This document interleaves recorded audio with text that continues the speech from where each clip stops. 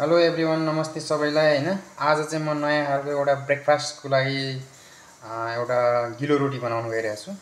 So मलाई चाहिन्छ सुजी, यो राइस टुवाकको एक टकले सुजी। अनि यसमा चाहिँ मैले लिएको छु यो चुकन्दर, बिटरुट, यसलाई मैले कोरे। र यो गाजर, क्यारोट, यसलाई पनि मैले लिएँ। र मैले लसुन फाइन चप गरेको छु र हरियो खुर्सानीले पनि फाइन चप गरेको छु। यो चाहिँ हट, स्वीट एन्ड सावर, पिरो, गुलियो र अमिलो टाइपको एउटा ब्रेकफास्ट बनाउन गइरहेको हुनाले यसलाई चाहिँ मैले यो प्रकारको आइटम राखेँ, भेजिटेबल। र यसमा चाहिन्छ नुन र मरिच चाहिन्छ, यसमा मरिचको धुलो। अरू कुनै स्पाइसेस मैले राखिनँ।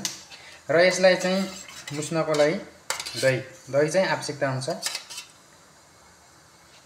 सुरु यसलाई चाहिँ अब मजाले हातले मुस्ने।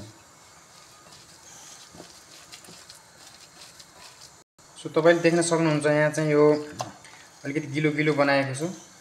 सुजी, चुकन्दर, क्यारोट आदि इत्यादि मिक्स गरेर। हेर्नुस्, अब यसलाई चाहिँ 10 मिनेट जति यो मुसेर यतिकै छोडिदिने र 10 मिनेट पछि मात्रै पकाउने। हेर्नु होला अन्तिमसम्म भिडियो प्लिज। सो 10 मिनेट पछि मैले यो अब सुजीको रोटी बनाउन गइरहेको छु। ब्रेकफास्ट, खाजा, बिहानको खाजा। जुन पहिला मैले चाहिँ अलि गिलो गिलो मुसेको थिएँ, अहिले अलि साह्रो भएको छ। किनभने यो सुजी जब भिज्छ तब चाहिँ फुल्छ अनि यसले चाहिँ भएको पानीहरूलाई सोच्ने हुनाले अब यसलाई हल्का गिलो चाहिँ बनाउनै पर्ने हुन्छ। थोरै पानी एड गरौँ या दही एड गर्दा पनि हुन्छ हैन। अब यसलाई चाहिँ मैले यसरी घोल्दै। अब यसलाई किन हट, सावर एन्ड स्वीट भनेको भने अब हट भनेको पिरो खुर्सानीले दिइरहेको हुन्छ, सावर दहीबाट लिन्छ भने स्वीट चाहिँ गाजर र चुकन्दरबाट लिने भएकोले यसलाई hot, sweet and sour breakfast नामकरण गरेको छु। हेर्दै गर्नु होला अन्तिमसम्म।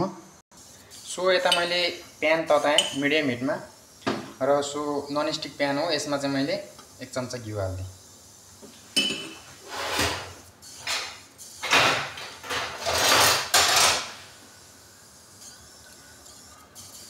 सो यो घिउ पग्लिसकेको छ र तावा पनि तातिसकेको हुनाले अब यसलाई चाहिँ यसरी हातैले लिने हैन। यसरी साथीहरु,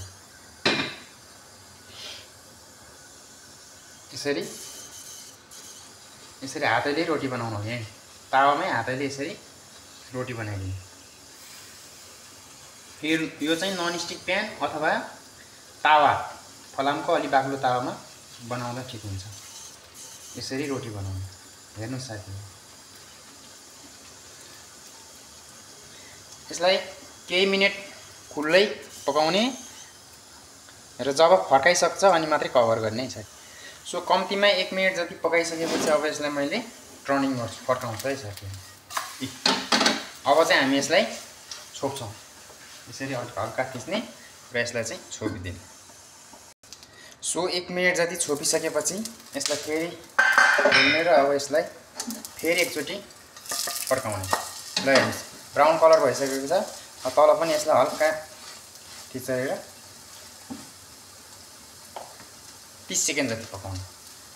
यसलाई एक्स्ट्रा कभर गरिदिनुस्। सो 30 सेकेन्ड पछि फेरि खोल्ने र अब हेरौँ। ल साथी, दुईपट्टि नै ब्राउन कलर लुक्स एकदमै राम्रो देखिएको छ। यसरी अब यसलाई लिएर टक्कला प्लेटमा सजाउने। अनि यो चाहिँ अब अचारसँग खान सक्नुहुन्छ। टमाटरको अचार, सस, जेसँग खाए पनि हुन्छ साथीहरु।